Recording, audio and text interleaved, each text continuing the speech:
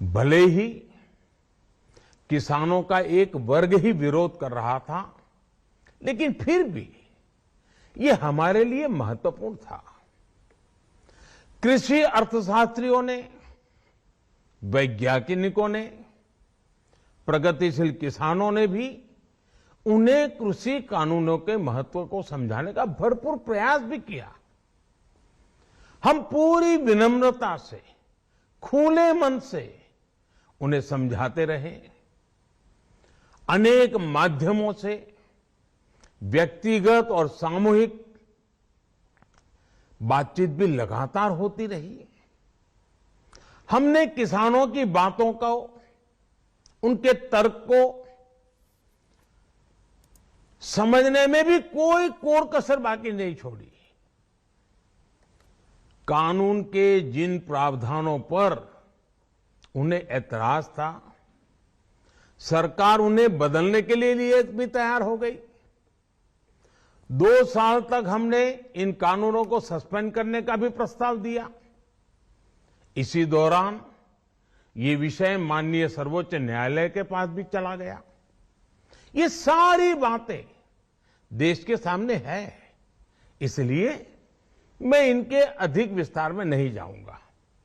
साथियों, मैं आज देशवासियों से क्षमा मांगते हुए सच्चे मन से और पवित्र हृदय से कहना चाहता हूं कि शायद हमारी तपस्या में ही कोई कमी रही होगी, जिसके कारण दिए के प्रकाश जैसा सत्य कुछ किसान भाइयों को हम समझा नहीं पाए। आज गुरु नानक देव जी का पवित्र प्रकाश पर्व है। ये समय किसी को भी दोष देने का नहीं है। आज मैं आपको, पूरे देश को ये बताने आया हूं कि हमने 3 कृषि कानूनों को वापस लेने का, रिपील करने का निर्णय लिया है। इस महीने के अंत में शुरू होने जा रहे संसद सत्र में, इसी महीने में हम 3 कृषि कानूनों को रिपील करने की संवैधानिक प्रक्रिया को पूरा कर देंगे। साथियों, मैं आज अपने सभी आंदोलनरत किसान साथियों से आग्रह कर रहा हूं, आज गुरु पर्व का पवित्र दिन है। अब आप अपने अपने घर लौटे, अपने खेत में लौटे, अपने परिवार के बीच लौटे। आइए एक नई शुरुआत करते हैं, नए सिरे से आगे बढ़ते हैं। साथियों, आज ही सरकार ने कृषि क्षेत्र से जुड़ा एक और अहम फैसला लिया है। जीरो बजट खेती यानी प्राकृतिक खेती को बढ़ावा देने के लिए,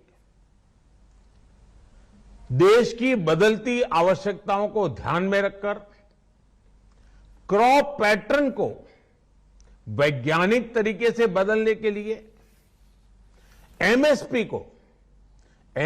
को और अधिक प्रभावी और पारदर्शी बनाने के लिए, ऐसे सभी विषयों पर भविष्य को ध्यान में रखते हुए निर्णय लेने के लिए एक कमेटी का गठन किया जाएगा।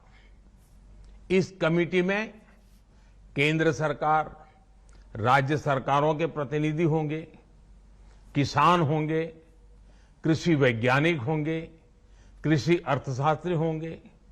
साथियों, हमारी सरकार किसानों के हित में काम करती रही है और आगे भी करती रहेगी। मैं गुरु गोविंद सिंह जी की भावना में अपनी बात समाप्त करूंगा। देहि शिवावर मोहे इहे, शुभ कर्मन ते कबहू न टरो।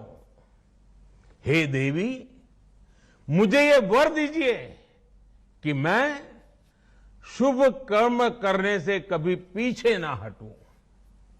जो किया किसानों के लिए किया, जो कर रहा हूं देश के लिए कर रहा हूं। आप सभी के आशीर्वाद से मैंने मेहनत में पहले भी कोई कमी नहीं की थी। आज मैं आपको विश्वास दिलाता हूं कि अब और ज्यादा मेहनत करूंगा ताकि आपके सपने साकार हो सके, देश के सपने साकार हो सके। आपका बहुत बहुत धन्यवाद। नमस्कार।